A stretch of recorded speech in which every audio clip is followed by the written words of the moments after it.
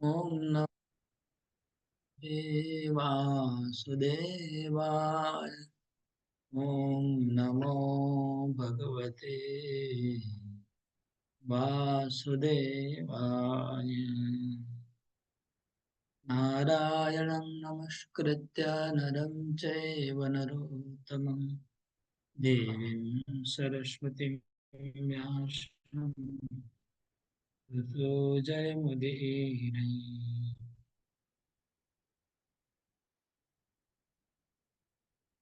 Shrimad Bhagavatam second खंड अध्याय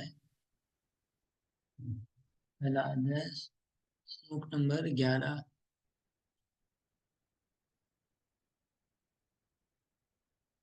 last week कौन सा श्लोक हुआ था कंप्लीट? कोई बता 11 सकता? कंप्लीट हो गया था भाई। 11 श्लोक नंबर कंप्लीट हुआ था। 11 का तात्पर्य हमने नहीं पढ़ा था।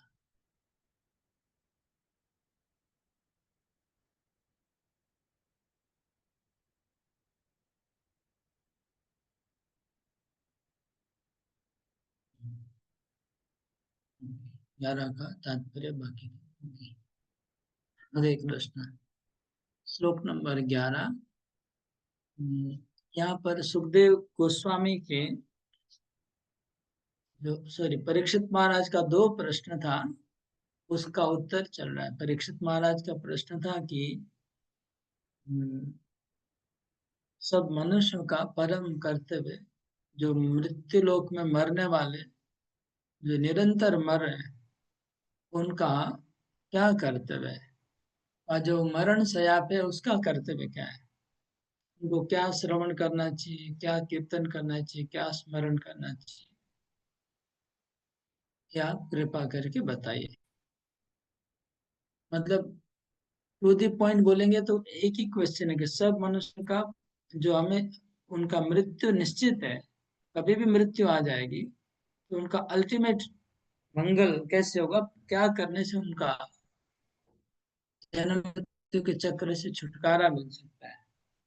तो यही देखा जाए तो क्वेश्चन है। तो इसमें उत्तर आया, सुखदेव गोस्वामी ने अलग अलग उत्तर दिया है। मतलब एक ही उत्तर है लेकिन अलग अलग श्लोक में दिया है। तो उत्तर है, पहले स्टार्ट किया उन्होंने 5 नंबर श्लोक में, फर्स्ट आंसर दिया। पहले नहीं करना चाहिए वो बताया पहले 3-4 श्लोकों में।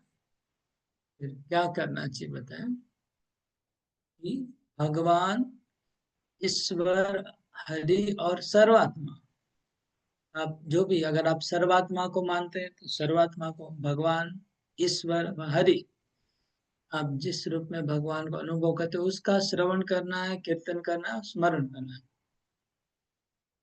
ये था पहला उत्तर 5 नंबर श्लोक में। फिर 6 नंबर श्लोक में कहा गया कि अगर कोई सांख्य अनुभव करे, चाहे योग अभ्यास करे, चाहे स्वधर्म का पालन करे, कुछ भी करे, लेकिन अंते नारायण स्मृति, मरने के समय नारायण का स्मरण आ जाना चाहिए। तो मृत्यु का अगर मरणासन व्यक्ति का क्या कर्तव्य है, तो बोलते हैं नारायण का स्मरण। और जो जिंदा है उसका क्या कर्तव्य है, तो उनको श्रवण कीर्तन स्मरण, ये भगवान का, हरि का व परमात्मा जो भी उसका, जहाँ जिस लेवल का है, उसको ये करते रहना है, श्रवण कीर्तन स्मरण। फिर 7 नंबर श्लोक में कहा भगवान के गुणों का वर्णन करना, भगवान के गुणों का वर्णन करना। ये फिर उन्होंने अपने जीवन का बताया कि मुक्त आत्मा भी भगवान के गुणों का वर्णन करते हैं। ये चला श्लोक नंबर 7, 8, 9, 10, 7, 8, 9, 3 श्लोक में सुखदेव समय अपना जीवन के बारे में बताया। और अभी 11 नंबर श्लोक में एकदम फिर से एक शब्द में अगर पूरे प्रश्नों का उत्तर है तो हरे नामानु कीर्तनम, हरि के नाम का कीर्तन करना चाहिए सबके लिए। कोई आ, जिसको भौतिक इच्छा है उनके लिए भी, जो सब इच्छाओं से मुक्त हो चुका है उनके लिए भी, और जो मोक्ष की इच्छा करता है उसके लिए, सबके लिए। मतलब कर्मी, ज्ञानी, योगी और भक्त, सबका मंगल होगा हरे नामानु कीर्तनम। तो ये बहुत ही सिद्धांतिक उत्तर है, और सुखदेव गोस्वामी बोल रहे हो, खुद ब्रह्मनिष्ठ है, वो बोल रहे हैं। जो कुछ भी बोलेंगे ऑथेंटिक होगा। तो अगर बोलेंगे ज्ञानी लोग के लिए भी हरे नामानु कीर्तनम है। ज्ञानी अगर अपना मोक्ष पदवी पे टिके रहना चाहता है, ऐसा माना जाता है कि कुमार ब्रह्मनिष्ठ ज्ञानी है, लेकिन वो भी नारायण, हरि और नारायण का नाम जप करते हैं। जो नव योगेंद्र हैं, जो नव योगेंद्र हैं वो ब्रह्मलोक में रहते हैं, वो भी ब्रह्मनिष्ठ है। नव योगेंद्र जो है ब्रह्मनिष्ठ है। वो लोग भी नारायण नारायण का जप करते हैं। इसलिए इवन निर्विशेषवादी भी भगवान का नाम जप कर रहे हैं, योगी भी जप कर रहे हैं, भक्त भी जप, और भौतिकवादी को भी ना भगवान का नाम जप करने से फायदा होगा। तो ये था। आ, एक, एक सेकंड, इंटरनेट का प्रॉब्लम है। तो आवाज क्यों है? जोर से मार दिया लगता है दरवाजा।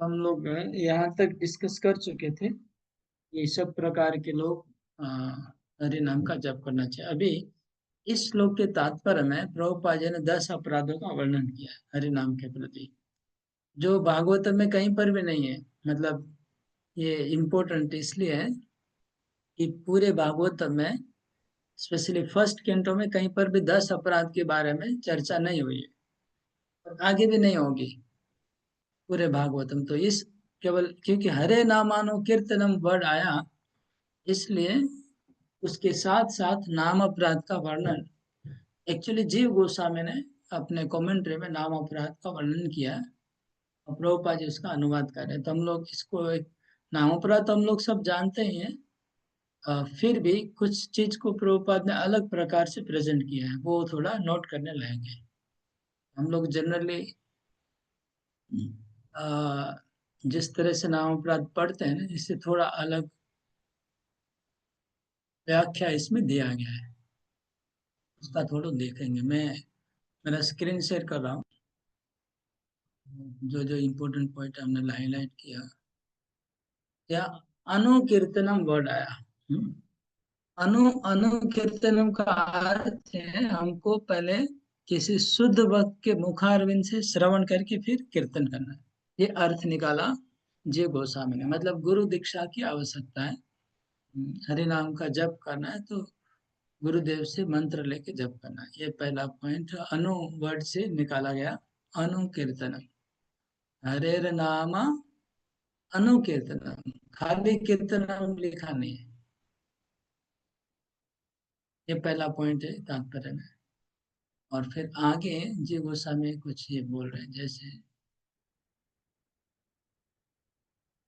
या इस श्लोक में लिखा है निर्णय निर्णितम। निर्णितम श्लोक में वर्ड निर्णितम मतलब जितने भी बड़े बड़े ऑथोरिटीज हैं, जितने बड़े बड़े ऑथोरिटी, मतलब नारद मुनि, सुखदेव गोस्वामी, ब्रह्मा जी, शिव जी, सबने निर्णय लिया है। मतलब सबका निर्णय है हरे नामानुकीर्तनम। इसलिए ये श्लोक कितना इम्पोर्टेंट है। यहाँ पर निर्णितम वर्ड आया है, निर्णितम। तो निर्णितम वर्ड और कहाँ पर है, कोई किसी को याद है तो बताइए। ये जो सबने मिलके निर्णय लिया है कि हरि नाम कीर्तन ही सब कुछ है, ये और कहाँ आता है, कोई बता सकते तो बताइए। किसी को याद आ रहा है? ये प्रभु जी हम लोग फर्स्ट कैंटो में लास्ट की तरफ पढ़े थे कि सब कोई मिलकर ये डिसाइड किए कि भागवत में सर्वश्रेष्ठ है। भागवतम, ओके। और एक जगह आता है कि हरिनाम ही सर्वश्रेष्ठ, सबने मिलके डिसाइड किया है। ये श्लोक किसी को याद आ रहा है? नहीं याद आ रहा है? ओके। कली संतरण उपनिषद का श्लोक है। इति षोडशनम नाम नाम कलिकल्मष नाम नाम। कल्मष नाशनम। राइट। नाथ परतरोपाय सर्व वेदेषु दृश्यते। यही है कि सब वेदों का हमने रिसर्च कर लिया, इसके ऊपर दूसरा कोई उपाय नहीं है। ये था हरिनाम के ऊपर। Right, correct. ओके, अभी प्रभुपाद जी 10 अपराधों को किस प्रकार से प्रेजेंट कर रहे हैं, वो थोड़ा जो हम लोग जो स्टैंडर्ड 10 अपराध जानते हैं उससे अलग जो है वो मैं बताऊंगा। पहले बोल रहे हैं जीव गोस्वामी कि should be chanted loudly, Hari नाम का जब लाउडली करना चाहिए। पहला पॉइंट ये जीव गोस्वामी बता रहे हैं, मतलब मन में नहीं, लाउडली वर्ड यूज करें प्रभुपाद जी, समझ रहे हैं ना। हरि नाम का जब लाउडली करना। बाकी बहुत संप्रदाय वाले बोलते हैं कि मन में करो, ऐसे करो, वैसे करो, अजप अजप का तो कितना प्रकार की जप की व्याख्या होती रहती है। लेकिन कलयुग के कलयुग के आचार्य हैं प्रभुपाद जी, उनको पता है कलयुग के लोग कैसे हैं, कलयुग के लोगों को कैसे कल्याण होगा, इसलिए वो लाउडली बोल रहे हैं। बाकी जो संप्रदाय में अलग अलग उपदेश दिए हैं तो वो पुराने विचार की बातें बोल देते हैं, जो सत्युग वाले लोग की बातें बोल देते हैं। लेकिन प्रभुपाद जी सब मनुष्यों का विचार करके अपने को जो अच्छा लगता है वो नहीं बोलते हैं। जो हम देखते हैं कई आचार्य जो होते हैं दूसरे संप्रदाय में, वो बोलते हैं कि मन में जप करना, अपने को जो अच्छा लगता है वो बोलते हैं कि मेरे को तो मन में ही अच्छा लगता है, मेरे को तो बिना माला का अच्छा लगता है, माला तो हमको विडंबना लगती है। प्रभुपाद जी अपना कभी नहीं सोचते कि पूरी दुनिया का सोच के वही बोलते जो बेस्ट होगा सबके लिए। इसलिए प्रभुपाद जी ने माला जबरदस्ती सबको कंपलसरी किया और बोलना भी कंपलसरी किया। बोल के करना है, सुन के करना है, मन का प्रभुपाद रेकमेंड नहीं किया। उनको पता है कि कलयुग के जीव कैसे हैं, तो ये प्रभुपाद का एक विशेष हमें मानना चाहिए गुण है। हाँ, इसके बाद प्रभुपाद जी बोले कोई भगवान के चरणों में अगर अपराध करता है तो बच सकता है, लेकिन भगवान हरिनाम करने से भगवान के चरणों में अपराध से क्षमा हो जाएगी। लेकिन हरिनाम के प्रति अगर अपराध करेंगे तो उसका और कोई उपाय नहीं है। इस हरिनाम के प्रति अपराध नहीं होना चाहिए, और वो 10 प्रकार का है। तो इसको सूर्यवंशपु में हाईलाइट किया हो, तो उसको आप पढ़ेंगे। First offence, first and second option, second offence पढ़िए आप। सेकंड, फर्स्ट तो नॉर्मल है,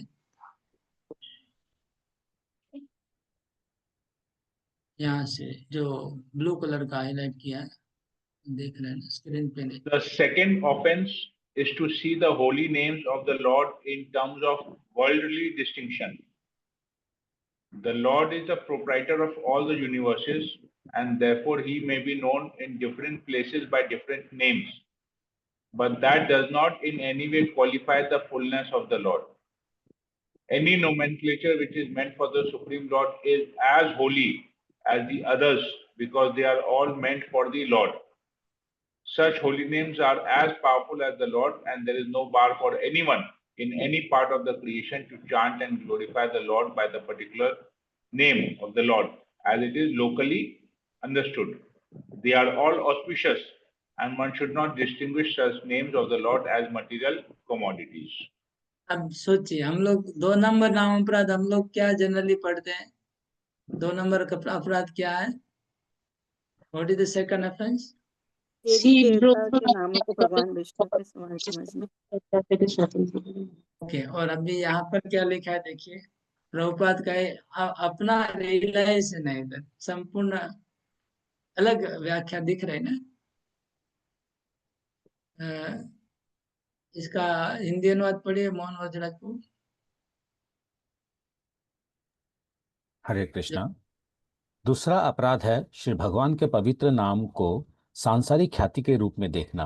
श्री भगवान सभी ब्रह्मांडों के स्वामी हैं, ये तब वे विभिन्न स्थानों में विभिन्न नामों से जाने जा सकते हैं, किंतु इससे किसी तरह भी श्री भगवान की अपूर्णता सिद्ध नहीं होती। श्री भगवान के लिए प्रयुक्त कोई भी नाम शब्दावली अन्य किसी भी नाम जैसा पवित्र है, क्योंकि वे सभी श्री भगवान के ही निमित्त है। ऐसे पवित्र नाम भगवान के ही तुल्य शक्तिशाली होते हैं, और सृष्टि के किसी भी भाग में श्री भगवान के किसी एक स्थानीय तौर पर परिचित नाम का कीर्तन करने तथा श्री भगवान की महिमा के गायन करने में कोई प्रतिबंध नहीं है। सारे नाम कल्याणप्रद है और मनुष्य को चाहिए कि ऐसे नामों में भौतिक व्यापारिक वस्तु की तरह भेदभाव नहीं समझे। तो हम लोग बोलते हैं शिव ब्रह्मादि नाम तो भगवान के नाम के समान स्वतंत्र करना, लेकिन यहाँ इसका अर्थ क्या हुआ? ये जो आपने पढ़ा इसका मीनिंग क्या हुआ? Suryavanshi, what is the meaning? इसका अर्थ क्या हुआ बताइए। The second offense is to see the holy names of the Lord in terms of worldly distinction. इधर देवताओं को स्वतंत्र नहीं समझा जा रहा है, मतलब वो मीनिंग नहीं आ रहा है। इधर आ रहा है कि नाम को भगवान से अलग करना, नाम को भौतिक समझना।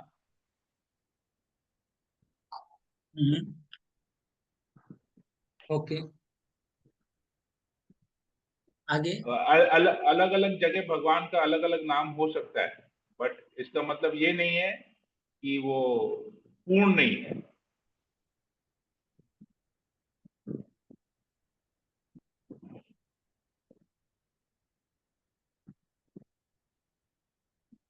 लिखा है that does not in any way qualify the fullness of the Lord. Disqualify नहीं लिखा है, क्वालिफाई लिखा है। अच्छा, ये क्वालिफाई लिखा है।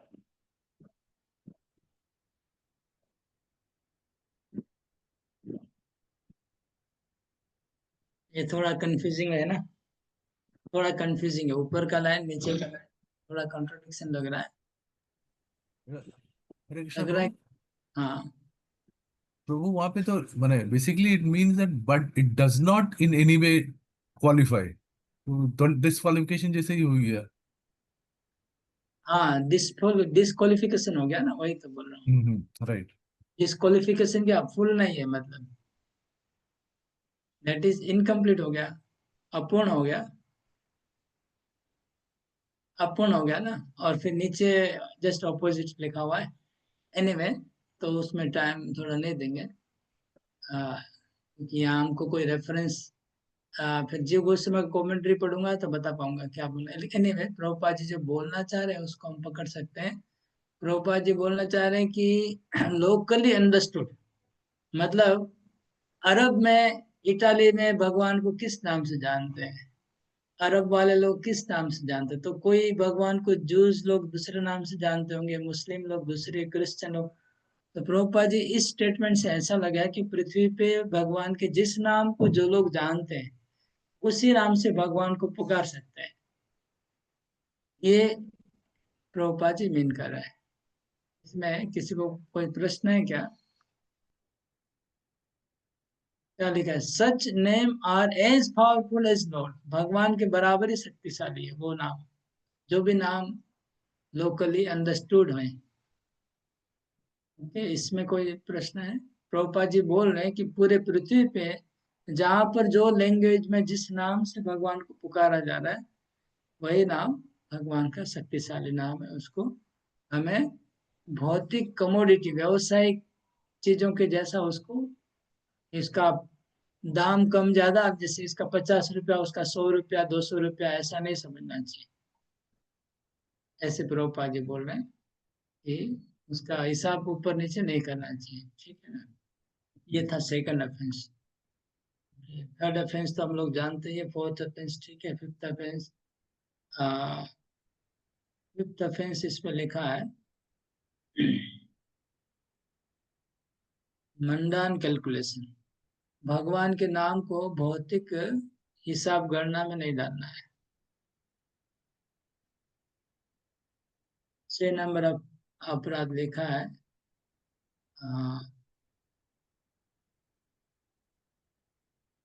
से हम लोग जो एक्सप्लेन करते हैं वही है, अलग कुछ नहीं है।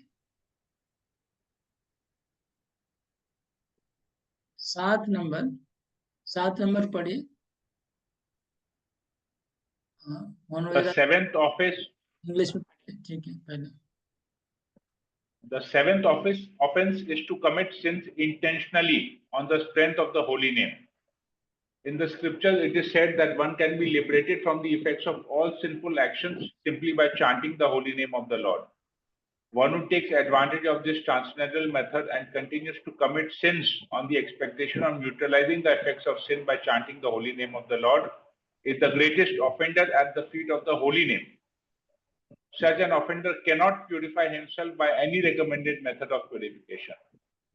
In other words, one may be a sinful man before chanting the holy name of the Lord, but after taking shelter in the holy name of the Lord and becoming immune, one should strictly restrain oneself from committing sinful acts with the hope that his method of chanting the holy name will give him protection. Okay.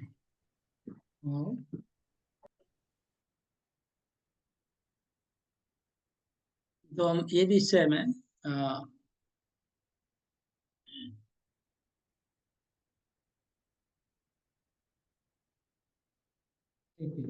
तो ये 10 number आज यहाँ पर देखें। अभी हम लोग अगले श्लोक में जाएंगे।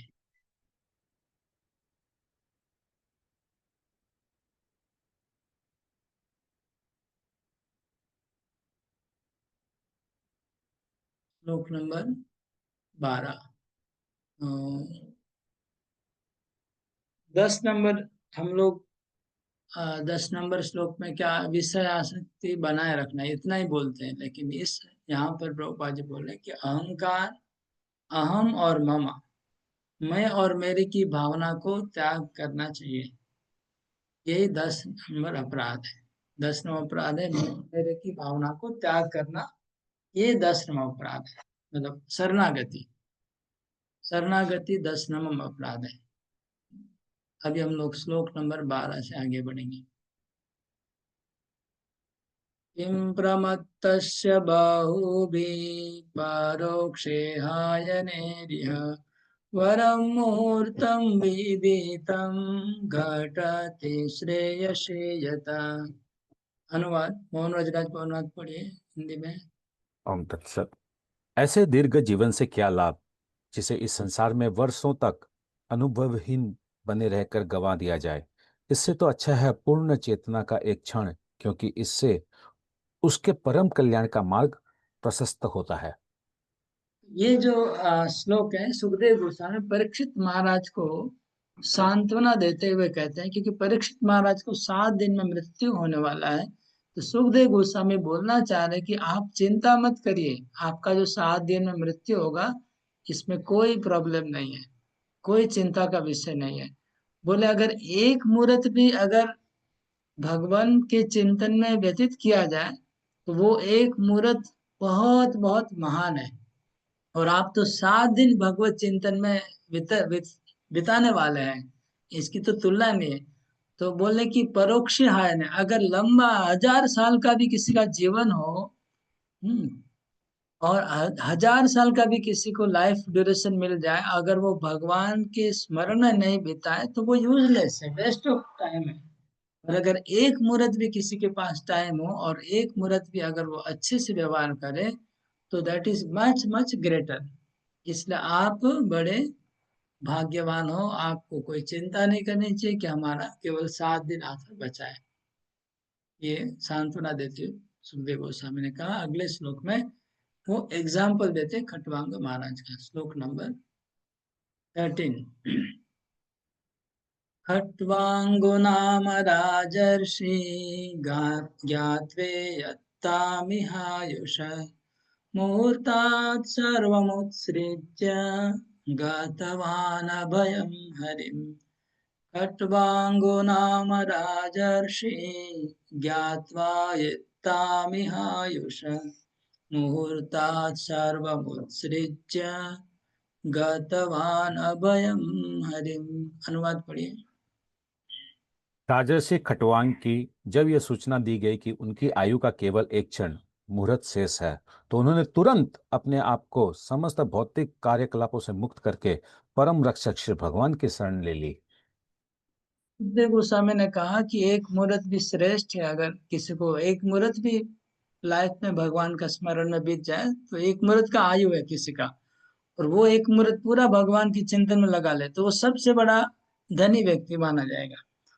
तो अभी अपनी बात को प्रूफ करने के लिए, सपोर्ट करने के लिए वो एकदम परफेक्ट एग्जाम्पल ला रहे हैं, एक मुहूर्त का ही एग्जाम्पल ला रहे हैं। खट्वांग महाराज, ये भागवत में 9th कैंटो में आएगा। वो सूर्यवंश और चंद्रवंश में बहुत बड़े विद्वान, बहुत बड़े प्रखर शक्तिशाली राजा थे खट्वांग राजा। बहुत लंबे समय तक पृथ्वी का राज्य किया और इतने शक्तिशाली थे कि वो देवलोक में देवराज इंद्र उनको लेके गए थे। और देवताओं की तरफ से उन्होंने लड़ाई की। लड़ाई करके उन्होंने असुरों को मार डाला, देवताओं को उन्होंने विजय प्राप्त करवा दी। तब देवता लोग ने खट्वांग महाराज को कहा कि आपको अभी क्या आशीर्वाद चाहिए, क्या बेंडिक्स चाहिए, हम लोग सब देवता मिलके सब आशीर्वाद करेंगे तो आप इतने शक्तिशाली बन जाएंगे कि ब्रह्मांड में कोई आपको हिला नहीं पाएगा। कि जैसे हिरण्यकशिपु को आशीर्वाद मिला था। तो खट्वांग महाराज बड़े विद्वान थे, बड़े बुद्धिमान थे और भक्त थे। उन्होंने कहा सबसे पहले तो ये बताएं कि मेरा लाइफ ड्यूरेशन कितना है, कितना दिन जिंदा रहने वाला हूँ, बाद में भोग करने का तो बाद में। तो वो लोग ने देखा, बोला आपका एकमात्र एक मुहूर्त केवल आपका और बचा हुआ है। तो खट्वांग महाराज सोचने लगे, देखिए देवता लोग कैसे फंसा रहे थे मेरे को, एक मुहूर्त बचा है और मेरे को सब आशीर्वाद देने का बोल रहे हैं। बोले कि मेरे को कुछ नहीं चाहिए, तुरंत मेरे को भारतवर्ष में पहुंचाइए, मेरे को देवलोक में नहीं रहना है, मेरे को देवलोक नहीं रहना है। 1 सेकंड में मेरे को, एक मुहूर्त के पहले हमको भारत, एक मुहूर्त मतलब मेरे ख्याल से अच्छा है 10-15 मिनट होता है, वो आधा घंटा से कुछ समय होता है, ज्यादा होता है, एक मुहूर्त लंबा होता है मतलब। तो वो बोले हमको तुरंत पहले भारत में पहुंचाइए, भारतवर्ष में। तो भारतवर्ष आए, मतलब किसी पवित्र तीर्थ स्थल में पहुंच गए। वहां आकर के एक मुहूर्त उन्होंने पूरा तुरंत लग गए समाधि में, भगवान का ध्यान किया और एक मुहूर्त में बैक टू गॉड वैकुंठ भगवत धाम पहुंच गए। तो ये सुखदेव गोस्वामी बोलते हैं कि ये एक मुहूर्त उन्होंने भगवान का स्मरण करने में बिता दिया और भगवत धाम पहुंच गए। इसी प्रकार अगर किसी को पता चल जाए कि मेरा मृत्यु आने वाला है और कुछ समय बाकी है, तो ये एग्जाम्पलरी है खट्वांग महाराज। अगर किसी को पता चल जाए कि 1 महीने में मरना है, कि 1 दिन में मरना है, कि 6 दिन में मरना है, तो उनको ऐसा ही इसको फॉलो करना चाहिए, खट्वांग महाराज को, परीक्षित महाराज को। ये उन्होंने ऐसा किया और भगवत धाम चले गए, सब देवता लोग देखते ही रह गए।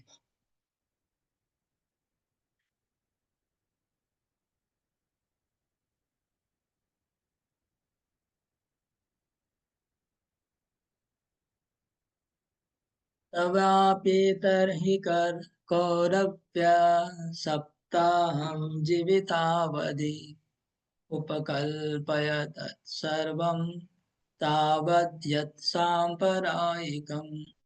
तवापि तर्हि कौरव्य सप्ताहं जीवितावधि उपकल्पय तत्सर्वं तावद्यत्साम्प्रदायिकम्। हे अनुवाद पढ़िए। हे महाराज परीक्षित, अब आपकी आयु के और 7 दिन शेष है। एतव इस अवधि में आप उन समस्त अनुष्ठानों को संपन्न कर सकते हैं जो आपके अगले जीवन के परम कल्याण के लिए आवश्यक है। हाँ, आपका 7 दिन बाकी है जीवन का, इसलिए आपको वो कार्य करना चाहिए, वो सारे कार्य करना चाहिए जो मरने के बाद काम में आएंगे। क्योंकि आपको मरना है तो मरने के बाद जो काम में आएंगे वही करो, ये शरीर छोड़ना है, सिंपल लॉजिक है। उपकल्प है मतलब प्लानिंग, उपकल्प मतलब प्लानिंग करना। हम लोग को एक्चुअली प्लानिंग करना चाहिए। मरने का अगर टाइम आ जाए, मरने का टाइम नहीं भी आता है तो भी हमें प्लानिंग करके रखना चाहिए। उपकल्प मतलब, कल्पना मतलब प्लानिंग करना, उपकल्पना। हमें प्लानिंग कर लेना चाहिए कि हमको आगे कैसे भक्ति करना है, कैसे जीवन बिताना है, कैसे भगवान का स्मरण हो पाएगा। तो क्या आप लोग में कोई, किसी को कोई एग्जाम्पल पता है कि कोई व्यक्ति का मृत्यु को उनको पहले अंदाज लग गया और उन्होंने भगवान के लिए अपना समर्पण किया भगवान के चरणों में? ऐसा कोई एग्जाम्पल पता है किसी को? प्रभु जी, भगवान को। वृत्तासुर का देखा हमने, वृत्तासुर की स्तुति में देख पता चलता है। अरे बहुत वेरी गुड। और अभी अभी अभी अभी अभी प्रैक्टिकली कोई मतलब शास्त्रों का एग्जाम्पल है और अभी का कोई वर्तमान कोई बता सकते हैं? हिज होलीनेस गोपाल कृष्ण गोस्वामी शास्त्रों में है महाराज। मित्रा, क्या हुआ था? हिज होलीनेस गोपाल कृष्ण गोस्वामी महाराज। नाम नहीं, हम बताइए क्या हुआ था, मतलब किसी को पता चल गया कि मेरा मरना है और उन्होंने भगवान का ध्यान किया, ऐसा मैं पूछ रहा हूँ। वैसे तो आप सब आचार्यों का नाम लाइन से Srila पूछ सकते Prabhupada, Prabhu. Srila Prabhupada. हैं। अरे Last time, नाम तो आप बहुत बोल सकते हैं, तो लिस्ट लंबा हो जाएगा।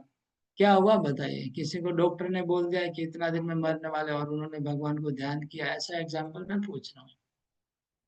Srila Prabhupada, when his doctor told him, he took entire his devotees, disciples to uh, Vrindavan. There he has done Harikirtan में वो लगा हुआ.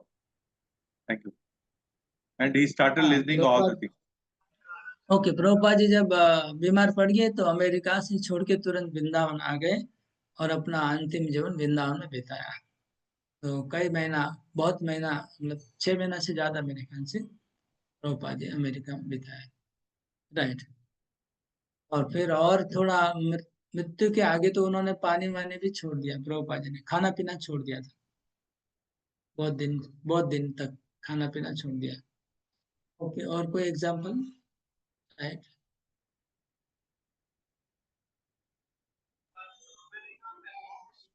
আমি বলবো बोलो ना। গৌর গোবিন্দ স্বামী মহারাজ আমাদের মায়াপুরে দেহ রেখেছিলেন।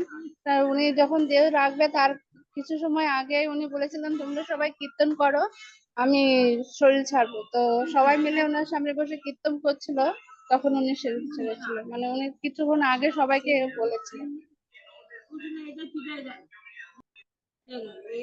आ, नहीं, लोग थोड़ा स्टोरी बना लेते हैं। मतलब भक्त लोग स्टोरी बनाने में एक्सपर्ट होते हैं। अच्छा है, भगवान का गुणगान करने के लिए, भक्तों का गुणगान करने की स्टोरी बनता है, बनाते रहते हैं। अच्छा, मैं गौर गोविंद महाराज का मायापुर में ही था। मैं मायापुर में था, मेरे सामने हुआ उनका शरीर त्याग। तो लेकिन मैं थोड़ा, मेरा दुर्भाग्य था, मैं लोटस बिल्डिंग में था और वो कॉन्च बिल्डिंग में थे, क्योंकि मैं नया डिवोटी था, व्हाइट ड्रेस में था, तो मेरे को मतलब जाने नहीं दिया जा रहा था उधर, इसलिए मैं उनके सामने नहीं रह पाया। लेकिन मैं था मायापुर में उस समय जब भी घटना घटी थी। तो मेरा दुर्भाग्य था, कुछ लोगों ने, मतलब क्या बताऊं, वो बोलना ठीक नहीं रहेगा, लेकिन समा उधर उनका संग मेरे को मिलने वाला था लेकिन नहीं मिला। ये मेरा कपाल खराबी बोल सकता हूँ, अभी क्या बताऊं। लेकिन कुछ ऑब्स्टिकल्स थे जिसकी वजह से मैं उनका संग प्राप्त नहीं हुआ। लेकिन वो हर दिन शाम को अपने रूम में कृष्ण कथा करते थे और सब मायापुर के जितने भी बड़े बड़े भक्त लोग आते थे, डेली शाम को 2-3 घंटा करते थे, अपने रूम में ही करते थे। कॉन्च बिल्डिंग में उनका रूम था, मेरे ख्याल से 56 नंबर रूम, जहाँ तक हमको याद आ रहा है। श्योर नहीं हूँ, मैं भूल गया, पहले याद था मेरे को, क्योंकि मैं उधर ही सेवा किया बहुत साल। तो एक दिन वो कीर्तन करते करते बहुत इंटेंस, कथा बोलते बोलते बहुत इंटेंस हो गई, उनका भावना बहुत ज्यादा भावुक हो गए। वो जो भगवान की विरह का ये सब वर्णन कर रहे थे, तो भावुक हो गए, तो कीर्तन करते करते वो उनका गला बंद हो गया। भक्तों ने कीर्तन किया जोर जोर से, और वहां पर आसन पे वो अपने प्राण निकल के, पता ही नहीं चला भक्तों को। तो ये भी हाँ स्पेशल, इसको बोल सकते स्पेशल डेथ। लेकिन मैं जो एग्जांपल बोला हूँ ये सेट नहीं कर पाया, उनको पता नहीं था वो जाने वाले हैं। लेकिन ये ऐसा कोई उन्होंने इंडिकेशन भी नहीं दिया मैं चला जाऊंगा, नहीं तो डॉक्टर ने इंडिकेशन दिया। लेकिन हाँ, वो पूरा प्रिपेयर्ड थे, ये बोल सकते हैं, 100% प्रिपेयर्ड थे, कृष्ण कथा में डूबे हुए थे। और कृष्ण कथा बोलते बोलते उनका गला बंद हो गया। और इतना स्पेशल डेथ तो बहुत बहुत very very rare, very very rare. ठीक है, हम आगे बढ़ेंगे। हम लोग को बाहर का वो एग्जाम्पल दे सकते हैं क्या? बाहर का एग्जाम्पल मैं तो इस्कॉन का बाहर, हाँ बाहर का ही पूछ रहा था, अगर कोई। जैसे कि बाहर में जो गीता गोरखपुर प्रेस के जो हनुमान प्रसाद पोद्दार जी थे ना, उनको हम्म। भी पता था प्रभु जी, वो उन्होंने अपने मृत्यु की तैयारी करी रखी थी। अच्छा। वो पहले से बीमार थे, उनके पेट में कैंसर हो गया था। वो डॉक्टर से दवाई नहीं लेते थे, वो कोई भी बाहर की कोई भी इंजेक्शन नहीं लगवाते थे। सब उनको बोलते थे कि आप इससे आपको आराम हो जाएगा, आपकी पीड़ा में मुक्ति। वो बोलते थे नहीं, जब गोविंद ने दिया है तो मैं इसको झेलूंगा, ये मेरे मेरे कष्टों, मेरे पूर्व जन्म के कष्टों को भगवान ने मुझे दिया है, मुझे झेलना है। और वो कीर्तन करते थे, भगवान उनको दिखते थे। जो हम लोग गीता गोरखपुर प्रेस की जो विष्णु जी का जो देखते हैं ना, वो उनको दर्शन किया हुआ था, वो ही पिक्चर उसमें लगाया रहता है। उनका बहुत मृत्यु का पहले, हाँ, उनको 2-3 महीना पहले से वो बहुत प्रिपरेशन में थे, बहुत सारा। वो राइट राइट। अच्छा, तो भक्ति तीर्थ महाराज का भी ऐसा ही है। भक्ति तीर्थ महाराज को भयंकर कैंसर था, फुल बॉडी में कैंसर हो गया, और कैंसर के बावजूद भी वो कीर्तन कर रहे थे। मतलब मृत्यु के पहले तक इतना जोर से कीर्तन कर रहे थे और हंस रहे थे, जैसा लग रहा है कि उनके सामने भगवान दिख रहे हैं। ऐसा हंस रहे थे वो। उनका वीडियो है वो कीर्तन का। ऐसा उनका स्माइल है ना कि आउट ऑफ द वर्ल्ड। मतलब कोई बीमार व्यक्ति के चेहरे पे ऐसा स्माइल असंभव है। तो वो तो है। एनीवे, आप लोग सब हाई फाई एग्जाम्पल दे रहे थे, मैं कुछ ऑर्डिनरी एग्जाम्पल ढूंढ रहा था जो साधारण पब्लिक में ऐसा होता है कि मृत्यु का डॉक्टर बोल देता है और फिर वो लोग। anyway, आगे हरे बढ़ते हैं। कृष्णा। हरे कृष्णा ठीक है। प्रभु, हरे कृष्णा। और साधारण में तो भी मेरे घर पे ही हुई है। जैसे मेरी सास को बोल देता कि वे सभी खत्म हो जाएंगी, अब नहीं बचेगी, 2 दिन 4 दिन 10 दिन जो भी था। तो मैंने वही सेम काम किया था, 24 घंटा उनको भगवान का कीर्तन सुनाया था, 24 घंटा। और आप बिलीव नहीं करेंगे, जब उनकी सांसें निकल रही थी ना, तो मेरी गोद में ही थी, गंगा जल पिलाते पिलाते उनको कीर्तन सुनाते सुनाते ही उनके प्राण निकाला है मैंने, निकली मेरे सामने। हरे बोल। साधारण। ओके, हरे कृष्णा। नेक्स्ट लो। अभी अगर किसी का मृत्यु आ जाए तो क्या करना चाहिए, वो मतलब कितना डिटेल बता रहे हैं सुखदेव गोस्वामी। अगर किसी का मृत्यु, समझ लीजिए आपका मृत्यु आएगा तो क्या करना चाहिए, कौन कोई नहीं बताता है। अगर आपका, ये तो बताते हैं कि कैसे अमेरिका जाना चाहिए, कैसे पढ़ाई करना चाहिए, कैसे शादी करना चाहिए, तो सब सिखाते हैं। लेकिन ये कहीं नहीं सिखाते कि अगर मृत्यु आपका आएगा तो उस मोमेंट में क्या करना चाहिए, क्या सोचना चाहिए, क्या करना चाहिए, वो बता रहे हैं सुखदेव गोस्वामी कि अगर मृत्यु आ जाए तो क्या करना चाहिए। ये कोई नहीं सिखाता है। डॉक्टर लोग सब लोग हाथ उठा देंगे कि आपका मरना पड़ेगा, बस हम कुछ नहीं करेंगे। तो यहाँ सुखदेव गोस्वामी बता रहे हैं, अंत काले तु पुरुषे आगते गत साध्वश छंदा छिंद्यात संग शस्त्रेण स्पृहां देहेनुये च तम्। अंतकाले तु पुरुष आगते गत साध्वश छिंद्यात संग शस्त्रेण स्पृहां देहेनुये च तम्। अनुवाद पढ़िए। मनुष्य को चाहिए कि जीवन के अंत काल में मृत्यु से तनिक भी भयभीत ना हो, अपितु वो भौतिक शरीर से तथा उससे संबंधित सारी वस्तुओं एवं उससे संबंधित समस्त इच्छाओं को अपने आसक्ति तोड़ ले। ये श्लोक वेरी इंपॉर्टेंट है। हाँ, अगर आपको लगे कि कोई आदमी बीमार है और कोई मरने वाला है, तो आप हमारा मृत्यु नजीक आ जाए, वह हमारे आसपास की मृत्यु आ जाए, तो उसको क्या ज्ञान देना चाहिए, क्या बोलना चाहिए, उसको क्या करना है, उसको सिखाना चाहिए कि भागवतम में ऐसा लिखा है। उसको हेल्प कर सकते हैं हम लोग। तो क्या बोल रहे हैं, अंत काले, अगर आपका मृत्यु नजीक आ गया, नजीक आ गया, आपको पता है कि मरने वाले हैं, तो अंत काले तो पुरुष आगते गत साधु से, पहला है गत साधु से, मतलब डरना मत। एक नंबर है कि डरना मत। अरे मैं मर जाऊंगा, कुछ लोग रोने लग जाते हैं फोन में, प्रभु कुछ करिए, मेरे को कैंसर हो गया, मैं मर जाऊंगा, मैं मर जाऊंगा, मैं मर जाऊंगा, मैं मर जाऊंगा। ऐसे रोने लग गए फोन में। तो ये पहला पॉइंट है कि डरना नहीं है, मृत्यु से डरना नहीं है, क्योंकि मृत्यु क्या है, वो प्रभुपाद जी आगे, मृत्यु just change of the body,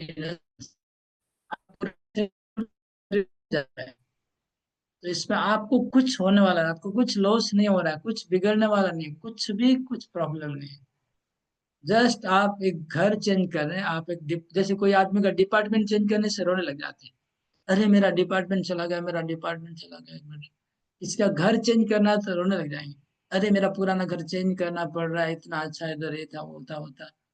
कोई भी चीज चेंज करने, बच्चे लोग को ड्रेस चेंज करने में रोते हैं, कपड़ा अगर नया बच्चे को पहनेंगे तो दूसरा कपड़ा अगर देंगे तो बच्चे लोग, छोटे बच्चे को कपड़ों के प्रति आसक्ति होता है, तो उनको बोलेंगे पुराना कपड़ा फेंक दो तो रोएंगे। इसी प्रकार हमारा शरीर भी ऐसा ही है, उसको हमें डरना नहीं चाहिए, हम खाली चेंज हो रहा है। पहला पॉइंट है गत 7 वर्ष, डरो मत। दूसरा पॉइंट है छिंद्यात असंग शस्त्रेण, आपको तलवार उठाना पड़ेगा और काटना पड़ेगा। मरने के समय आप खुद मरने वाले और बोले तलवार उठाओ। सुखदेव गोस्वामी, आदमी मर रहा है उसको बोले तलवार और काट दो, क्या क्या, स्प्रीहा, इच्छाएं, इच्छाओं को, इच्छाओं को काटिए, आशा रूपी दौड़ी को काटिए। आशा पासे सतेर बद्धा, सौ आशाएं हमारे हृदय में भरी हुई है, तो सत सत आशाएं हमारे हृदय में है, उनको काटने को बोल रहे हैं। प्रिया मतलब इच्छाएं या आसक्ति, तो आसक्ति और इच्छाओं को काटो तलवार से। अच्छा, किसकी आसक्ति किसकी इच्छा, तो लगा देह और अनु, शरीर और शरीर के साथ संबंधित सारी चीजों के प्रति जो आसक्ति है और इच्छा है उनको काटना है। अगर मृत्यु सामने आ गया, पहला नंबर तो डरो मत, पहले डर जाए, जो डर गया वो मर गया, है ना, ऐसे बोलते हैं ना। तो डरना नहीं है पहली बात, तो हिम्मत से लड़िए। दूसरा बात है काटिए, मतलब लड़ाई का जैसे बोल रहे हैं, जैसे हम लड़ाई में जाते हैं कहीं पर लड़ने, तो दो बात सिखाई जाती है, एक नंबर डर नहीं देखना है और दूसरा प्रहार करना है। तो सुखदेव गोस्वामी दो चीज बोल रहे हैं, एक तो डरो मत और दूसरा प्रहार करो। तो कहाँ प्रहार करना है, आसक्ति और इच्छा को काटना है। तो देह मतलब शरीर की आसक्ति, अनु मतलब हो गया शरीर के साथ, मतलब पति और पत्नी के प्रति, अगर पति के प्रति आसक्ति तो काटो, पत्नी के प्रति आसक्ति तो काटो। और अनु मतलब हो गया बच्चे, अगर बच्चों के प्रति आसक्ति है और बच्चों के प्रति इच्छा, उसको काटिए। फिर उसके बाद 3 नंबर होता है घर, तो पहला नंबर है स्त्री, स्त्री से विस्तार होता है, या पति, दो भी, दोनों, स्त्री के लिए पति, पति के लिए स्त्री। दूसरा है बच्चे, तीसरा है घर, फिर चौथा आएगा प्लस प्लस प्लस, बहुत कुछ हो जाएगा, एंडलेस है। तो इसकी आसक्ति और इनकी प्रति जो इच्छाएं थी उसको 1 नंबर काट।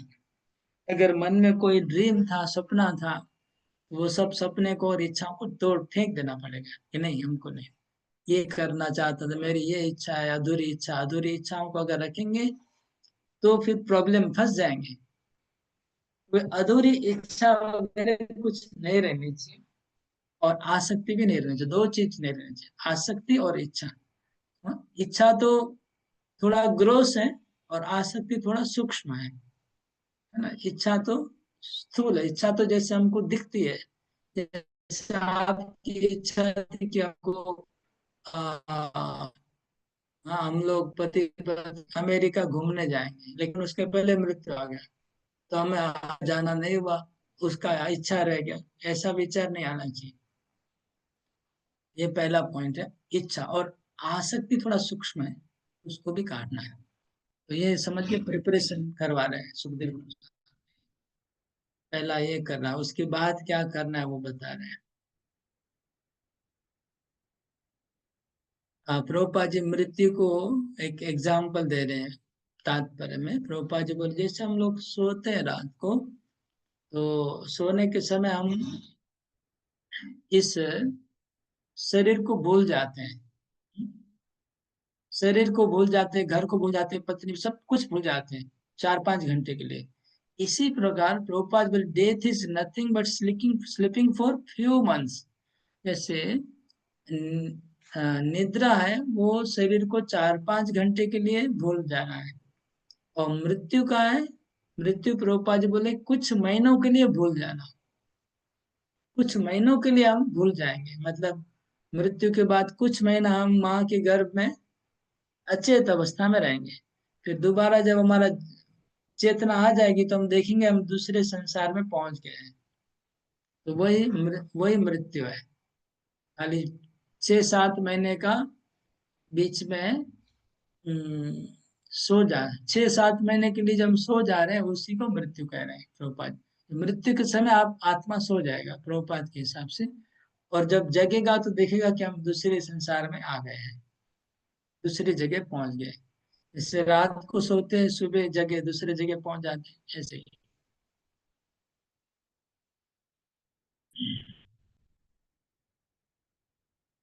अगला श्लोक, आगे क्या करना है वो बता रहे हैं।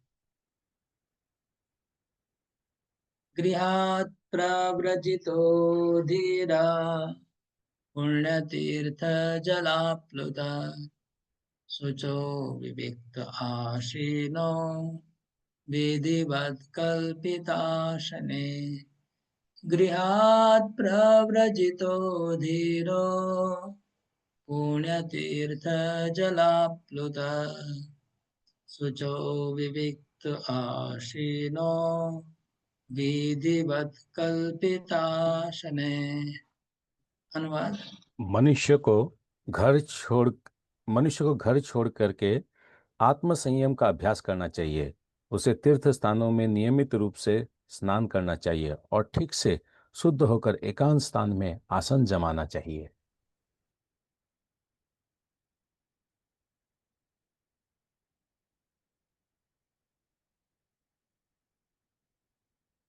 तो फिर प्रभुपाद बोले कि घर छोड़ के निकल जाओ। घर छोड़ने को पहले बोल रहे हैं, अगर पता चले कि मृत्यु आ रहा है तो घर छोड़ दो, पहला घर छोड़ने को बोल रहे हैं, वेरी इंपॉर्टेंट। अजामिल घर छोड़ के चला गया था, जब उसको पता चला, आगे के जमाने में सब लोग घर छोड़ के चले जाते थे। अभी भी हम वृंदावन में और गोवर्धन में हम सैकड़ों सैकड़ों लोगों को देखते हैं जो बिना कारण का घर छोड़ के आ गए, यहाँ पर कुछ न कुछ करते हैं। इन लोग ऐसे जो घर छोड़ के आ जाते हैं, 60 साल 70 साल 80 साल के बहुत बूढ़े लोग सब घर छोड़ के आ जाते हैं। हाँ, अभी उनको बोले बच्चे सब सेटल हो गए हैं, घर पे कोई काम नहीं है, उनका चेतना। और कहाँ जाना चाहिए? पुण्य तीर्थ, अच्छी जगह जाना है, पुण्य तीर्थ में, वृंदावन, मायापुर, हरिद्वार, पुण्य तीर्थों में जाना है। और जलाप्लुत, हाँ वहां पर 3 बार नहाना है, गंगा में, यमुना में, जहाँ पर भी। और क्या है? सोचो पवित्र है नहा के, और अकेले एकांतवास करना है, और आसन में बैठ के, आसन लगा के भगवान का ध्यान करना है। पूरा विधि को संक्षेप में बता दिया प्रभुपाद जी। यहाँ तात्पर्य में लिख रहे हैं कि मैं पढ़ रहा हूँ 2 लाइन छोड़ के, ऊपर का 2-3 लाइन छोड़ के पढ़ रहा हूँ। Modern civilization is based on family comfort. जो आधुनिक सभ्यता है वो पारिवारिक सुख और आराम में मानती है। The highest standard of amenities, and therefore after retirement everyone expects to live a very comfortable life। तो सबसे उच्च प्रकार के मानदंड से सुख आराम से लोग जीना चाहते हैं, और इसलिए जब उनका रिटायरमेंट होता है तो उनकी इच्छा होती है आराम से जिंदगी जिएंगे। कैसी जिंदगी जिएंगे? वेल फर्निश्ड होम, हाँ उनका जो घर होगा वो बहुत प्रकार से सुसज्जित होगा, और decorated with fine ladies and children उनका घर सुसज्जित होगा अच्छी स्त्रियों से। ये कैसा डेकोरेशन है? प्रभुपाद जी बोले decorated with fine ladies and children. ये कैसा डेकोरेशन है? Without any desire to get out.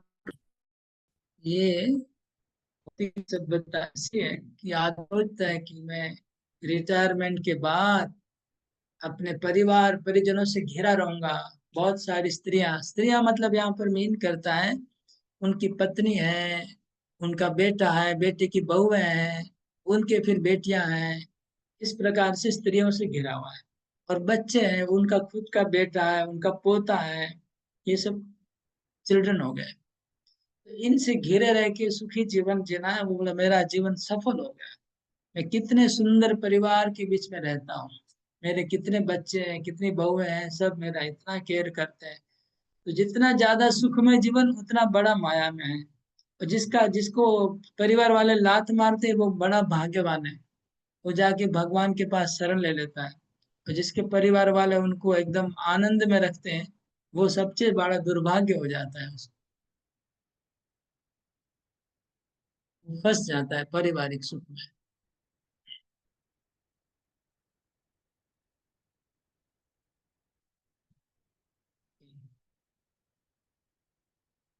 यहाँ से पढ़ना है। नीचे बहुत इम्पोर्टेंट प्रभुपाद जी कमेंट कर रहे हैं।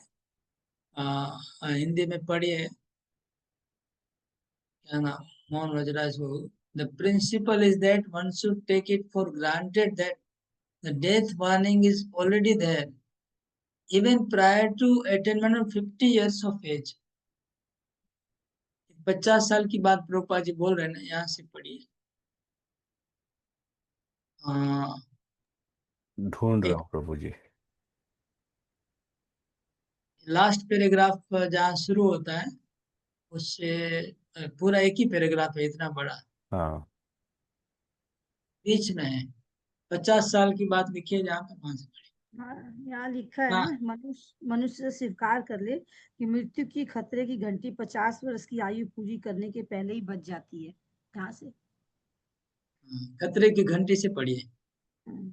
खतरे की अतएव घंटी में नहीं। अतएव हर हालत में इसे श्रेष्ठतर भावी जीवन के लिए तैयार करनी चाहिए। सनातन धर्म संस्था की पद्धति ऐसी बनाई गई है कि इसका पालन करने वाला मनुष्य जीवन के विनिष्ट होने की किसी प्रकार की संभावना के बिना श्रेष्ठतर अगले जीवन के लिए प्रशिक्षित हो जाए।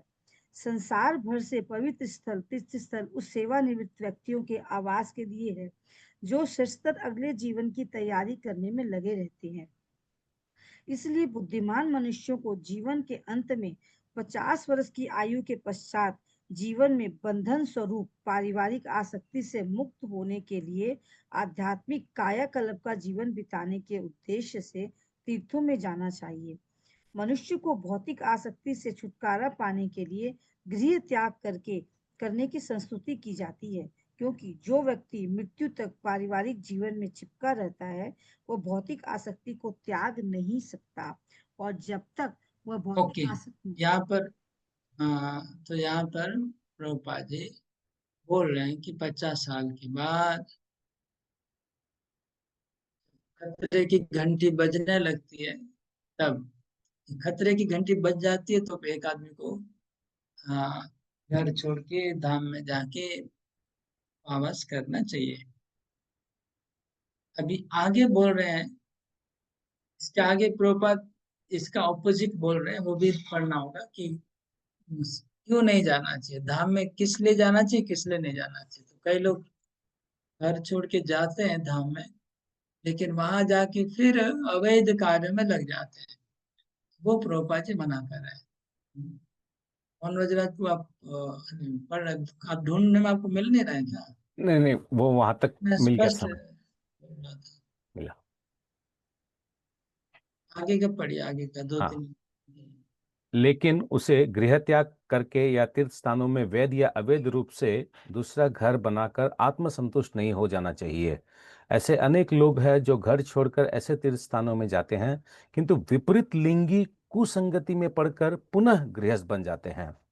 माया की मोहिनी शक्ति इतनी प्रबल है कि जीवन की प्रत्येक अवस्था में यहाँ तक कि अपने सुखी घर का त्याग करने के पश्चात भी मनुष्य ऐसे मोह में पड़ सकता है। एतव यह अनिवार्य है कि मनुष्य ब्रह्मचार्य द्वारा यौन लिप्सा से रहित होकर आत्म संयम का अभ्यास करे। जो व्यक्ति जीवन सुधारना चाहता है उसके लिए यौन लिप्सा आत्मघात या उससे भी बढ़कर है। एतव पारिवारिक जीवन से पृथक रहने का अर्थ है समस्त इंद्रिय इच्छाओं पर और विशेष रूप से यौन इच्छा पर संयम रखना। इसकी विधि यह है कि मनुष्य को कुश, मृग चर्म तथा दरी का पवित्र आसन तैयार करना चाहिए और उस पर बैठकर उपर्युक्त विधि से निरपराध भाव से श्री भगवान के पवित्र नाम का जप करना चाहिए।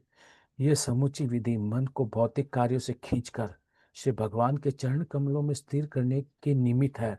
यह सरल विधि ही सर्वोच्च आध्यात्मिक सफलता दिलाने में सहायक होगी। तो कहने का मतलब है कि अगर किसी ने अभी तक इंद्रिय संयम नहीं किया है तो फिर धाम में जाने से प्रॉब्लम होगा। और दूसरा बात है, अगर घर पे रह के अगर आप आसक्ति नहीं है घर में और भक्ति में डूबे हैं, तो वो अच्छा है। ये प्रभुपाद जी कहना चाह रहे हैं।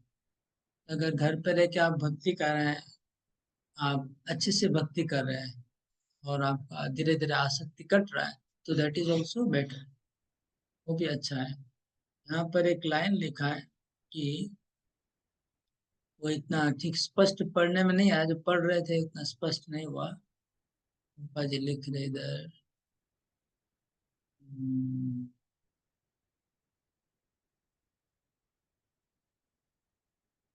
holy places all over the world are meant for the residential purpose of retired persons getting ready for the better next life. Holy places all over the world are meant for the residential purposes of retired persons getting ready for the better next life. इसलिए हम देखते हैं कि जितने भी पवित्र तीर्थ स्थान है उसमें सब रिटायर्ड लोग से भरा रहता है। अब हरिद्वार में तो हजारों लाखों की संख्या में रिटायर्ड लोग हैं। हरिद्वार में सब रिटायर्ड लोग अभी साधु का कपड़ा पहन लिया, लेकिन अगर उनका पूछेंगे तो सब प्राय ज्यादा लोग ही गृहस्थी होते हैं, आके लाल कपड़ा पहन के घूमते रहते हैं। तो सब रिटायर्ड है, वानप्रस्थी है, गृहस्थी है, जो हरिद्वार में आपको मिलेंगे, काशी में मिलेंगे, वृंदावन में मिलेंगे, यहाँ सब जगह। तो maximum retired people are staying in holy dham. तो ये मैक्सिमम लोग होते हैं, लेकिन बस आगे सावधानी है, प्रभुपाद जी बोल रहे हैं। इधर आके ज्यादातर लोग वापस उसी में फंस जाते हैं घर छोड़ने के बाद। और कुछ लोग इसी इंटेंशन से भी आते हैं, तो वो नहीं होना चाहिए। ओके, हरे कृष्ण। तो हम लोग के लिए है व्यवस्था, मायापुर में भी है, वृंदावन में भी, गोवर्धन में भी है। हरे कृष्ण। बोलिए माता जी। हरे कृष्णा प्रभु जी। मैं कह रही थी जैसे ये है कि सब जगह जा जाके बुढ़ापा वहां बिताते हैं कि हमारी मृत्यु यहीं हो जाए और हमारी मुक्ति वहीं हो जाए। तो प्रभु जी ये थोड़ा सा मेरे को लगता है कि भक्ति के लिए तो आप अगर भक्त हैं और मन आप घर में बैठ के वो सब करें तो आपकी मुक्ति क्या घर में नहीं होगी, वहीं जाके होगी। वहां जाके आपने पाप कर्म कर लिया, कुछ और कर लिया और आप मृत्यु वहां हो गई नहीं तो नहीं, वहां अगर घर में रह के अगर कोई भक्ति कर सकता है तो अच्छा है। घर में बस बाधा नहीं होनी चाहिए, बस इतना ही है। अगर किसी की बाधा होती है तभी घर छोड़ते हैं। घर तभी छोड़ना होता है जब घर हमारा भक्ति में बाधा स्वरूप हो जाए। अगर घर बाधा स्वरूप नहीं है तो छोड़ने की जरूरत नहीं है।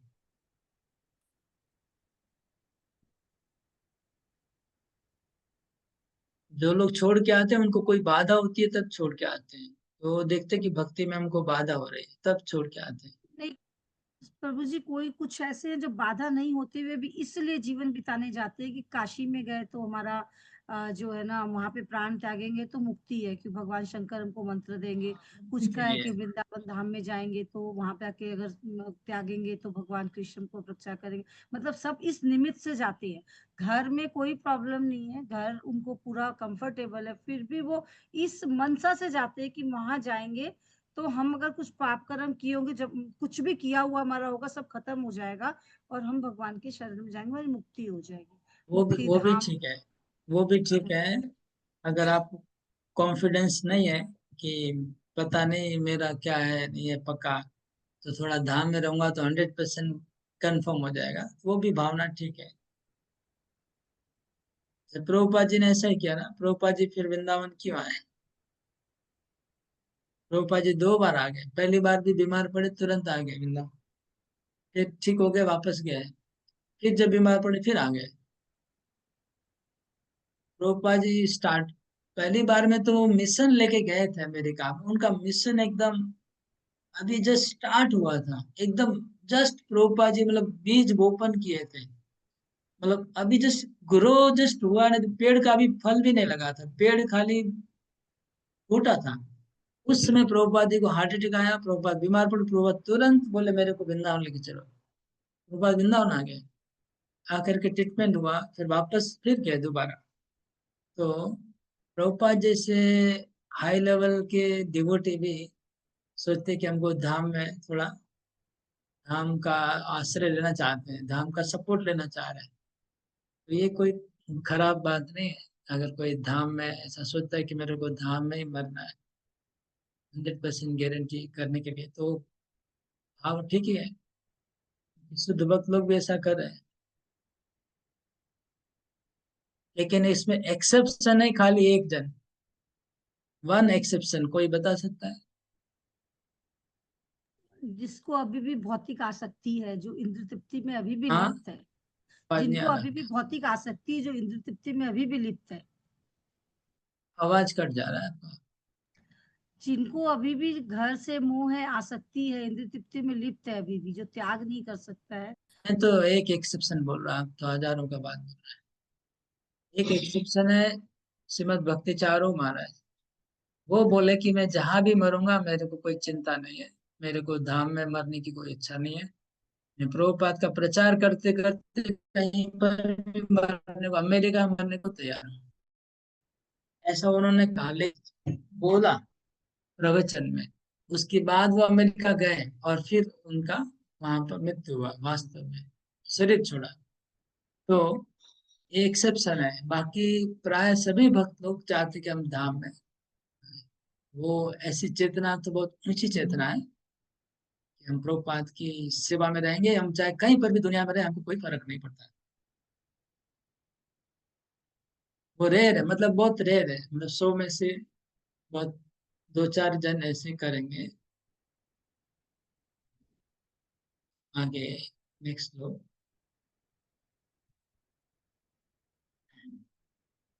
अभी धाम में जाके क्या करना है वो आगे बता रहे हैं। अभ्यसेन मनसा शुद्धम त्रिवृत ब्रह्माक्षरम परम मनो यच्छेद जितश्वासो ब्रह्म बीजम अविस्मरण। अनुवाद। मनुष्य उपर्युक्त विधि से आसन जमाकर मन को 3 दिव्य अक्षरों अ, उ, म का स्मरण कराए और श्वास को नियंत्रित करके मन को वश में करे, जिससे वो दिव्य बीज को नहीं भूले। ओम का उच्चारण करना है। ओम क्या है? ब्रह्म अक्षर है, ब्रह्म अक्षर है, जितने भी अक्षर है उसमें ओम क्या है? ब्रह्म अक्षर है। इसलिए भगवान भी गीता में कहते हैं ओम इति एकाक्षरम ब्रह्म व्याहरन् माम अनुस्मरन् यह प्रयाति त्यजन देवं स याति परमां गति। कृष्ण खुद बोल रहे हैं गीता में, तो ओम इति एकाक्षरम ब्रह्म, ये एक अक्षर वाला जो ब्रह्म है ओम, इसका उच्चारण करते हुए कोई मेरा ध्यान करेगा तो वो मेरे धाम को प्राप्त हो जाएगा, भगवान खुद गीता में बोल रहे हैं। इसे यहाँ पर भी सुखदेव गोस्वामी उसी को दोहरा रहे हैं, कृष्ण की वाणी को। ओम का उच्चारण करो और जित श्वास, तो प्राणायाम का अभ्यास करो, प्राणायाम से मन के ऊपर कंट्रोल करो, और ब्रह्म बीजम अविस्मरण, और ब्रह्म बीज को निरंतर याद करो, ओम को निरंतर याद करो, भूलो मत। ये उपाय बता रहे हैं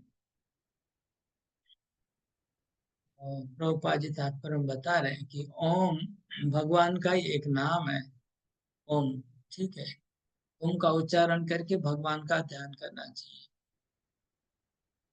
और श्वास जो होता है, प्राणायाम की जो प्रक्रिया है, प्राणायाम की प्रक्रिया मन को नियंत्रण करने के लिए बहुत एक अच्छी टेक्निक है जो काम में लगाई जा सकती है, कि शास्त्र से अनुमोदित टेक्निक है।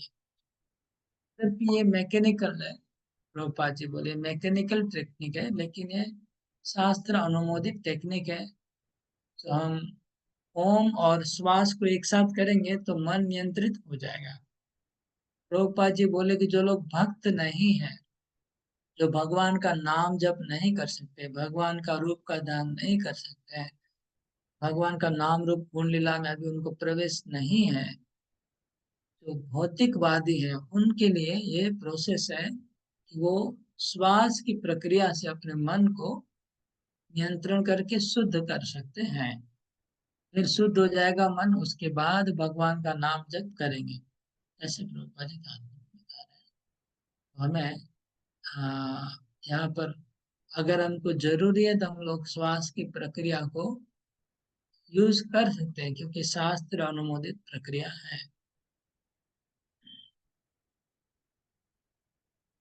प्रभुपाद जी एक लाइन लिखे तात्पर्य में कि even a mentally deranged man can be cured by treatment of transcendental sound।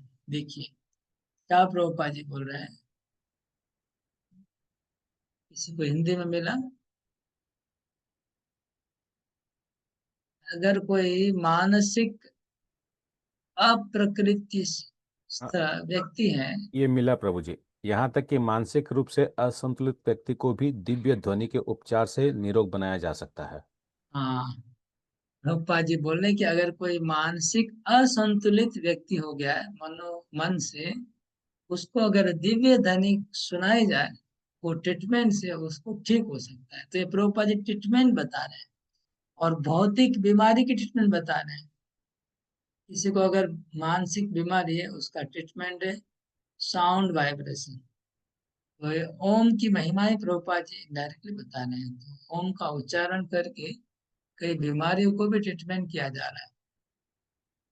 ये गोवर्धन इको विलेज में एक डिपार्टमेंट है, उसका नाम है साउंड हीलिंग।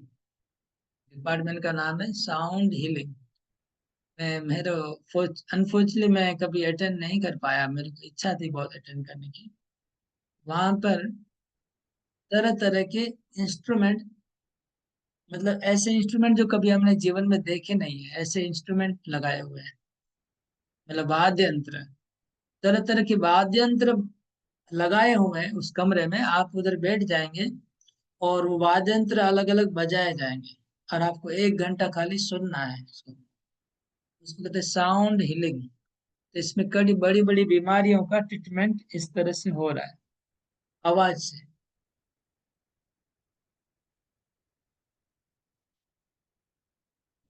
बाजिया लिख रहे हैं साउंड के ट्रीटमेंट होता है, ओम की महिमा है। तो ओम इतना पावरफुल है कि हमारे मन को कंट्रोल करने में एक शक्तिशाली साउंड वाइब्रेशन है। ठीक से उच्चारण करेंगे तो मन नियंत्रित होगा।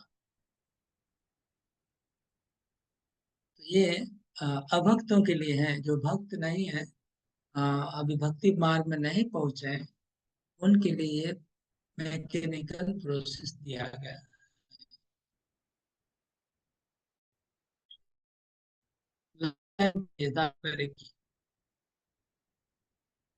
लास्ट लाइन तुरंत पढ़िए, डिले मत करिए, बोलते हैं तो तुरंत हाँ, पढ़ना चाहिए। भक्तगण अपने मन को सीधे ही परम सत्य के व्यक्तित्व पर स्थिर कर लेते हैं, किंतु जो लोग परम पूर्ण के ऐसे साकार स्वरूप को समझ नहीं सकते, उन्हें निर्विशेष के प्रति मन को प्रशिक्षित करके प्रगति करने के लिए अनुशासित किया जाता है। ये जो लाइन है पूरे तात्पर्य का सार है। प्रभुपाद जी ने तात्पर्य में जो कुछ लिखा है उसका ये एसेंस यही है। प्रभुपाद यही बोलना चाह रहे हैं कि भक्त लोग भगवान का सीधा कहते हैं, और जो भक्त नहीं है उनके लिए ये सब दूसरे मार्ग है।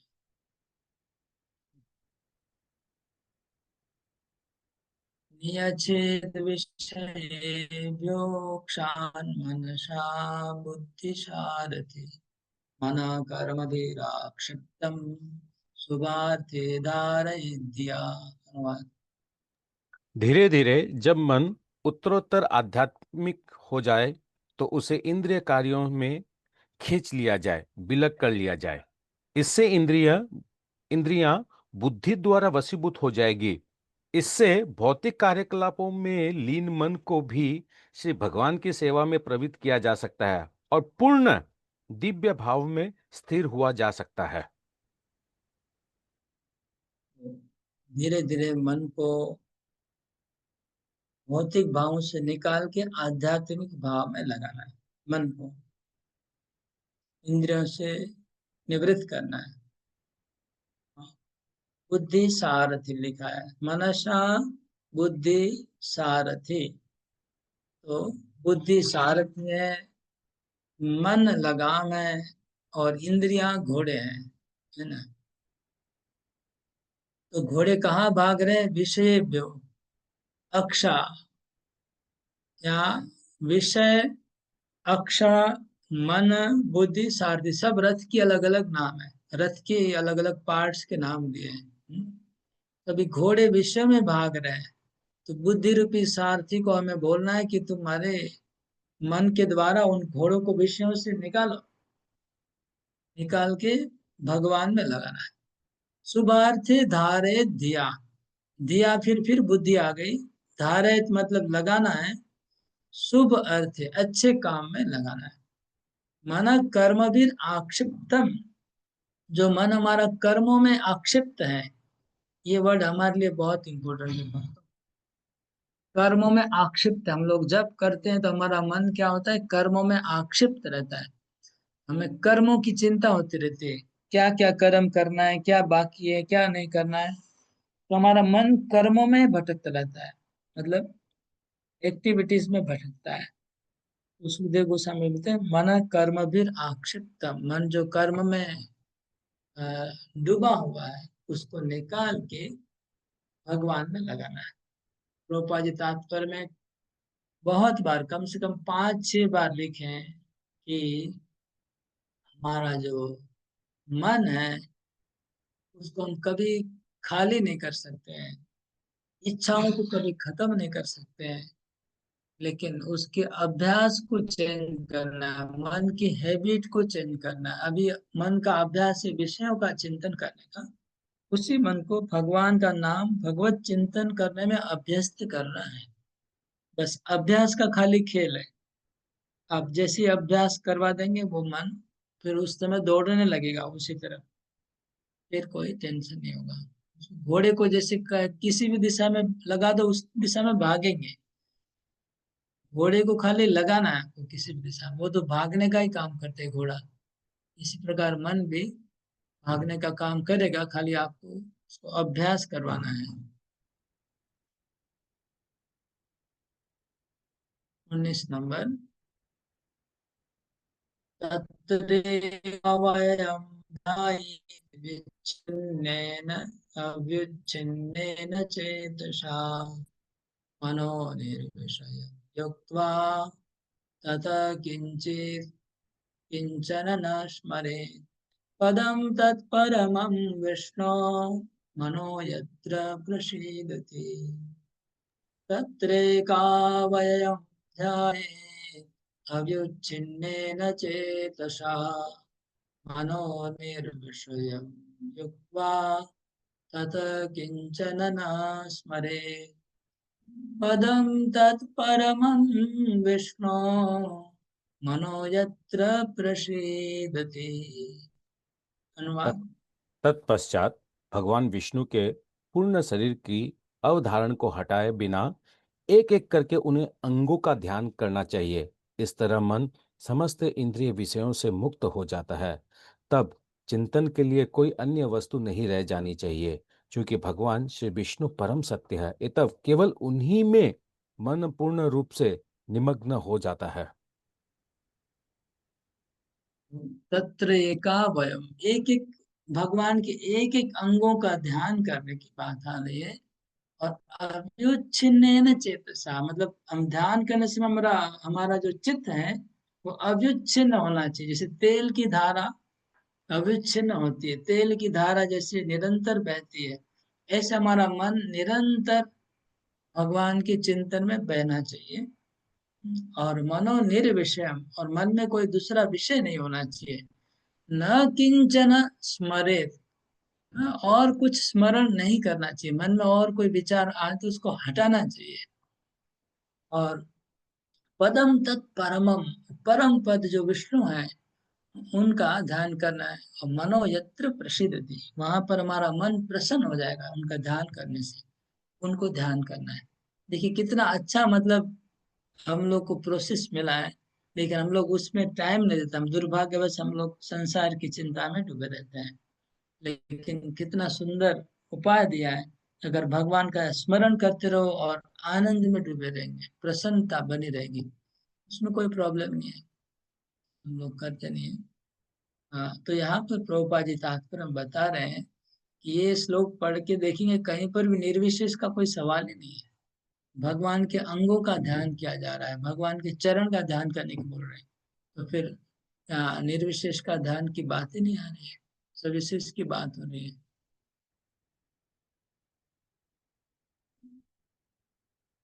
रजस्तमोभ्यामाक्षिप्तं विमूढमन आत्मना यच्चेद्धारणया धीरो हन्ति यातत्कृतं मलम्।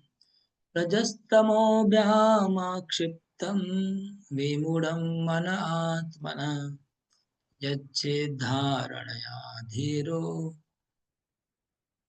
हन्ति यातत्कृतं मलम्। पढ़िए। मनुष्य का मन सदैव भौतिक प्रकृति के रजोगुण द्वारा विचलित और तमोगुण द्वारा मोहग्रस्त होता रहता है, किंतु मनुष्य ऐसी धारणाओं को भगवान श्री विष्णु के संबंध द्वारा ठीक कर सकता है और इस तरह उनसे उत्पन्न गंदी वस्तुओं को स्वच्छ करके शांत बन सकता है। तो मन के ऊपर, ध्यान के ऊपर थोड़ा सुखदेव गोस्वामी डिटेल बता रहे हैं ध्यान विषय को। तो ध्यान जब करेंगे तो हमको रजोगुण और तमोगुण दो चीज हमें डिस्टर्ब करेंगे। रजोगुण क्या डिस्टर्ब करेगा? आक्षेप्तम, वो विक्षेप डालेगा। रजोगुण विक्षेप मतलब डिस्ट्रैक्शन रजोगुण से आता है। और तमोगुण क्या करेगा? विमूढ़म, विमूढ़म मतलब तमोगुण, मूढ़ता लाएगा। तमोगुण मूढ़ता को लाएगा और रजोगुण विक्षेप को डालेगा। लेकिन हम ऐसे इसलिए वो बार बार डिस्टर्ब होगा, बार बार, लेकिन फिर भी हमें अभ्यास करना है। अभ्यास करके मन को विष्णु में लगाने का कोशिश करना है, विष्णु को लगाने की कोशिश करना है। और दूसरे विचार आएंगे लेकिन हमको उसको हटाना है। तो गीता में जैसे कृष्ण बोलते हैं ना, यतो यतो चंचलति मनश्चंचलमस्थिरम तथा तथा नियम्य आत्मन्येव वशम नयेत्। तो मन जहां जहां भागता है वहां से पकड़ पकड़ के वापस भगवान बोलते हैं मेरे में लगाओ। ऐसे करते करते करते मन नियंत्रण होगा। तो सुखदेव गोस्वामी वही बात बोल रहे हैं कि फिर क्या हो, हंति या तत्कृतम मलम। तो मन को जब भगवान में लगाएंगे तो मन के अंदर जो मल है वो मल धीरे धीरे नाश हो जाएगा, मल निर्मल हो जाएगा मन। तो मल वर्ड यूज किया, इसका मतलब मन में हमारा मेल है, वो कंटामिनेशन है, कलमश है, वो भरा हुआ है। वो रजोगुण तमोगुण से आता है वो कलमश, वो निकल जाएगा भगवान का ध्यान करने से, भक्ति करने से।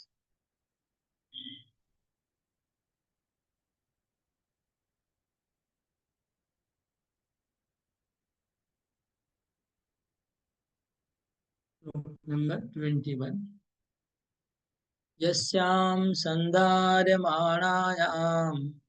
योगिनो भक्तिलक्षण आसु संपद्यते योगा आश्रयं भद्रमीक्षत।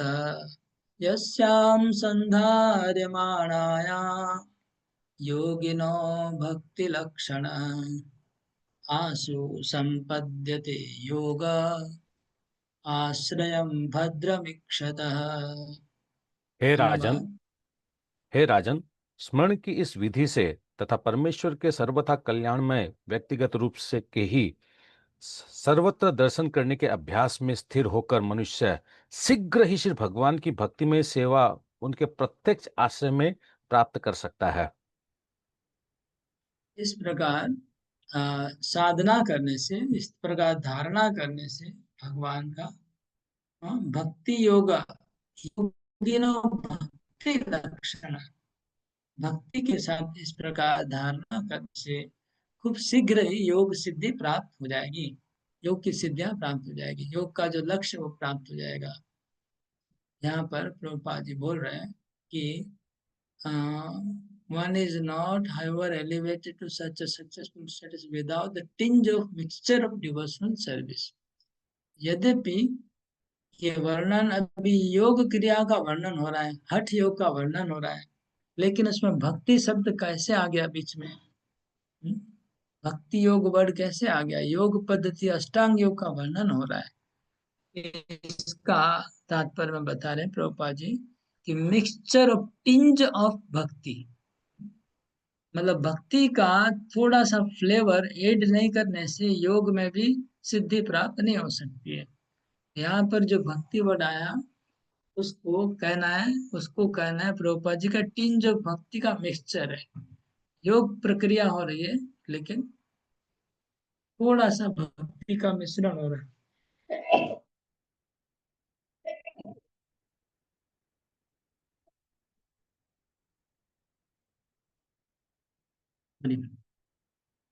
तो ये भक्ति मिश्र योग, योग में थोड़ा सा भक्ति का, जैसे नमक के बिना कोई खाना नहीं बनता है, ऐसे योग हो चाहे ज्ञान हो चाहे कर्म हो, कुछ भी हो, उसमें थोड़ा सा भक्ति का मिश्रण चाहिए, भक्ति का नमक चाहिए, नहीं तो कोई भी प्रिपरेशन रेसिपी बनेगा नहीं। इसलिए योगा में भी सुखदेव गोस्वामी बोले अगर भक्ति होगा तो बहुत शीघ्र ही उनको योग का आश्रय मिल जाएगा। इसके बाद 22 नंबर से हम आगे, परीक्षित महाराज फिर से प्रश्न पूछेंगे कि ये योग की साधना कैसे होती है, हमको डिटेल में बताएं। तो एक 22 में पूछ रहे, फिर 23 नंबर श्लोक से विराट रूप का वर्णन हो रहा है। तो विराट रूप का ध्यान करने को सुखदेव गोस्वामी बता रहे हैं। श्लोक नंबर 23 से है।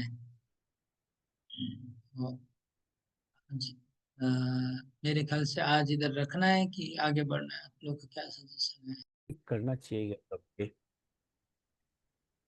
फिर से ना तो बोलिए। इंद्रिया, प्रभु जी ये जो अभी जो हम लोग जो पढ़े आज, ये तो प्रैक्टिकल, मतलब मेरे को ऐसा लगता है इससे मन को, इंद्रियों को, सबको नियंत्रण करने का सारा फॉर्मूला दिया गया है। ठीक है, आपने कहा था कि मैकेनिकल प्रोसेस फॉर अभक्त है ये सारा का सारा, बट स्टिल क्या इसको हम लोग प्रैक्टिस कर सकते हैं ताकि खुद का, एटलीस्ट खुद का भक्ति तो अच्छा हो, इंद्रिय मन सब कंट्रोल हो? तो करना कि नहीं करना प्रैक्टिकल ये सब? ओके, ठीक है। तो यहाँ जो मैकेनिकल प्रोसेस दिया गया है उसको हम थोड़ा देर के लिए कर सकते हैं, 5-10 मिनट कर सकते हैं। जैसे हम लोग को गायत्री करना होता है दिन में 3 बार, तो उस समय जो गायत्री में ओम का उच्चारण करना होता है वो इसी से रिलेटेड ही है।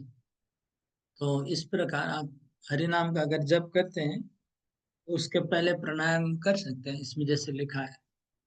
और कुछ मैकेनिकल प्रोसेस स्टार्टिंग में यूज कर सकते हैं, लेकिन ये लक्ष्य नहीं होना चाहिए। फिर धीरे धीरे 1 माला 2 माला ऐसा कर सकते हैं, फिर आगे जाके प्योर शुद्ध हिसाब से ही करना चाहिए बाकी का जब।